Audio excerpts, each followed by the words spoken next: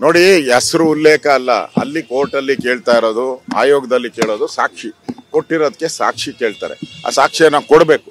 ಆಪಾದನೆಗಳು 108 ಮಾಡಿದ್ದಾರೆ. ಅಲ್ಲ ಅಲ್ಲ ನಾನು ಹೇಳೋದು 108 ಆಪಾದನೆಗಳು ಬರ್ತೈತೆ.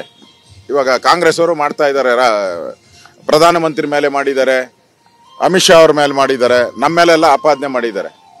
ಅದೇನು ನಿಜನಾ? ದಾಖಲೆ ಕೊಟ್ರೆ ಮಾತ್ರ ನಿಜ ಆಗ್ತೈತೆ, ಸಾಕ್ಷಿ ಕೊಟ್ರೆ ಮಾತ್ರ ನಿಜ ಆಗ್ತೈತೆ. ಇಲ್ಲಾಂದ್ರೆ ಈಗ ಹನಿ ಟ್ರ್ಯಾಪ್ ಆಯ್ತು, ರಾಜಣ್ಣಂದು ಸಾಕ್ಷಿ ಕೊಟ್ಟಿದ್ದಾರೆ ಅವ್ರ ಮಗ, ಅದಕ್ಕೆ ಕೇಸ್ ನಡೀತಾ ಇದೆ. ಸಾಕ್ಷಿ ಇಲ್ಲದೆ ನೀವು ಆಪಾದನೆ, ಅದು ಪೊಲಿಟಿಕಲ್. ಸಂತೆಯಲ್ಲಿ ಭಾಷಣ ಮಾಡ್ತಾರಲ್ಲ, ಬೀದಿ ಭಾಷಣ ಅದು. ಆ ಬೀದಿ ಭಾಷಣಕ್ಕೆ ಯಾರು ಬೆಲೆಯನ್ನ ಕೊಡಲ್ಲ.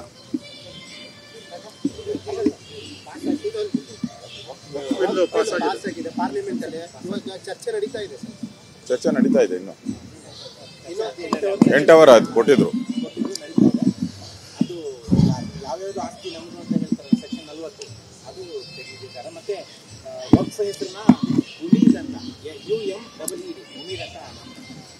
ನಾನು ವಿಧಾನಸಭೆಯಲ್ಲೂ ಕೂಡ ಇದ್ರ ಬಗ್ಗೆ 3 ಗಂಟೆ 18 ನಿಮಿಷ ಮಾತಾಡಿದ್ದೆ. ಆ ಸಂದರ್ಭದಲ್ಲಿ ಸೆಕ್ಷನ್ 40 ಬಗ್ಗೆ ಹೇಳಿದ್ದೆ. ಈ ವಕ್ಫ್ ಬೋರ್ಡ್ ಯಾವ್ದಾದ್ರು ಆಸ್ತಿ ನೋಡ್ಬಿಟ್ಟು ಇದು ವಕ್ಫ್ ಬೋರ್ಡ್ ಅಂತ ಅನ್ಸಿದ್ರೆ ಅವ್ರಿಗೆ, ಅದು ವಕ್ಫ್ ಬೋರ್ಡ್ ಆಸ್ತಿ ಆಗ್ತದೆ. ಯಾರು? ಗೌರವಾನ್ವಿತ ಕಾಂಗ್ರೆಸ್ಸಿನ ಪ್ರಧಾನಮಂತ್ರಿಗಳು ಮನಮೋಹನ್ ಸಿಂಗ್ ಸಾಹೇಬರು ಮಾಡಿದಂತ ಕಾನೂನು. ಅದಿಂದೆ ನೆಹರು ಅವರು ಕೂಡ ಕಾನೂನನ್ನ ಮಾಡಿದ್ರು. ಅವ್ರ ಕಣ್ಣಿಗೆ ಯಾವ್ದಾವ್ದು ಬೀಳ್ತದೋ ಅದನ್ನ ನೋಡಿದ ಆಸ್ತಿ ಎಲ್ಲ ವಕ್ಫ್ ಬೋರ್ಡ್ ಅಂತ ಹೇಳಿ ಭಾವಿಸಿದ್ರೆ ಸಾಕು. ಅದನ್ನ ಪ್ರೂವ್ ಮಾಡೋ ಅಂತ ಕೆಲಸ ಯಾರ್ದು ಅಂದ್ರೆ, ಯಾರು ರೈತ ಇರ್ತಾನೆ ಅವನ್ ಪ್ರೂವ್ ಮಾಡ್ಬೇಕು, ವಕ್ಫ್ ಬೋರ್ಡ್ ಅಲ್ಲಲ್ಲ. ಅಷ್ಟು ವರ್ಸ್ಟ್ ಕಾನೂನನ್ನ ತಂದಿದ್ರು. ಮತ್ತೆ ಇದು ಬೇರೆ ಧರ್ಮದವ್ರಿಗಿಲ್ಲ, ಹಿಂದೂಗಳಿಗೆ ಆಗ್ಲಿ ಕ್ರಿಶ್ಚಿಯನ್ರಿಗಾಗ್ಲಿ ಬೇರೆ ಧರ್ಮಕ್ಕಿಲ್ಲ, ಇವ್ರಿಗೆ ಮಾತ್ರ ಇದು ತಂದಿತ್ತು. ಅಂದ್ರೆ ಕಬಳಿಕೆ ಮಾಡುವಂತದಕ್ಕೆ ಸುಮಾರು ಕರ್ನಾಟಕದಲ್ಲೇ 10 ಲಕ್ಷ ಎಕರೆ ಜಮೀನಿದೆ. ಎಲ್ಲಿಂದ ಬಂತು? ಹಿಂದೆ ಪಾಕಿಸ್ತಾನ ಭಾರತ ಡಿವೈಡ್ ಆದಾಗ ಪಾಕಿಸ್ತಾನದಿಂದ ಹಿಂದೂಗಳೆಲ್ಲ ಬಂದ್ರು. ಅವ್ರ ಆಸ್ತಿ ಎಲ್ಲ ಯಾರಿಗೋಯ್ತು? ಅಲ್ಲಿನ ಸರ್ಕಾರ ಕೊಟ್ಟೋಯ್ತು.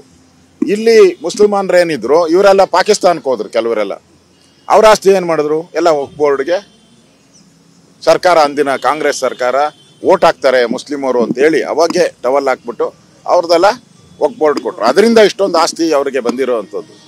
ಅದರಿಂದ ಇಲ್ಲಿ ಈ ಕಾಂಗ್ರೆಸ್ ಸರ್ಕಾರ ಒಂದ್ ಕಣ್ಣಿಗೆ ಸುಣ್ಣ ಒಂದ್ ಕಣ್ಣಿಗೆ ಬೆಣ್ಣೆ ಹಚ್ಚುವಂತ ಕೆಲಸವನ್ನ ಮಾಡಿತ್ತು. ಇವತ್ತು ನಮ್ಮ ನೆಚ್ಚಿನ ಪ್ರಧಾನಿ ನರೇಂದ್ರ ಮೋದಿ ಅವರು ಈ ಬಿಲ್ಲನ್ನ ತರೋ ಮುಖಾಂತರ ಕರ್ನಾಟಕದ ಕಣ್ಣೀರಲ್ಲಿ ತೊಳಿತಾ ಇದ್ದಂತ ರೈತರೇನಿದ್ದಾರೆ, ನಮ್ಮ ದೇವಸ್ಥಾನಗಳೆಲ್ಲ, ಮಂಡ್ಯದಲ್ಲಿರೋ ದೇವಸ್ಥಾನಗಳನ್ನು ವಕ್ಫ್ ಬೋರ್ಡ್ ಅಂತ ನೋಟಿಫೈ ಮಾಡಿದ್ದಾರೆ. ವಿಶ್ವೇಶ್ವರಯ್ಯನವರು ಓದಿರೋ ಅಂತ ಶಾಲೆ, ಅದು ಕೂಡ ವಕ್ಫ್ ಬೋರ್ಡ್ ಅಂತ ನೋಟಿಫೈ ಮಾಡಿದ್ದಾರೆ. 100 ವರ್ಷ ಇತಿಹಾಸ ಇರುವಂತ ಶಾಲೆ. ಅಂದ್ರೆ ಇಂಥ ಮಾನಗೆಟ್ ಕೆಲಸ ಮಾಡುವಂತ ವಕ್ಫ್ ಬೋರ್ಡ್ ವಜಾ ಆಗಿರೋದು ಇದು ಸಂತೋಷ ತರುವಂತ ಸುದ್ದಿ. ಸಿಹಿ ಹಂಚಿ ಕರ್ನಾಟಕದ ಜನ, ರೈತರು ಯಾರ್ಯಾರು ಈ ವಕ್ಫ್ ಬೋರ್ಡ್ ಆಸ್ತಿಯ ಕಬಳಿಕೆಯಲ್ಲಿದ್ದಾರೆ ಅವರೆಲ್ಲ ಇವತ್ತು ನರೇಂದ್ರ ಮೋದಿಯವರ ಪರವಾಗಿ ದೀಪವನ್ನು ಹಚ್ಚಿ ಸಿಹಿಯನ್ನು ಹಂಚಿ ಸಂಭ್ರಮಿಸಬೇಕು ಅಂತೇಳಿ ನಾನು ಎಲ್ಲರಿಗೂ ವಿನಂತಿಯನ್ನ ಮಾಡ್ತಿದ್ದೇನೆ.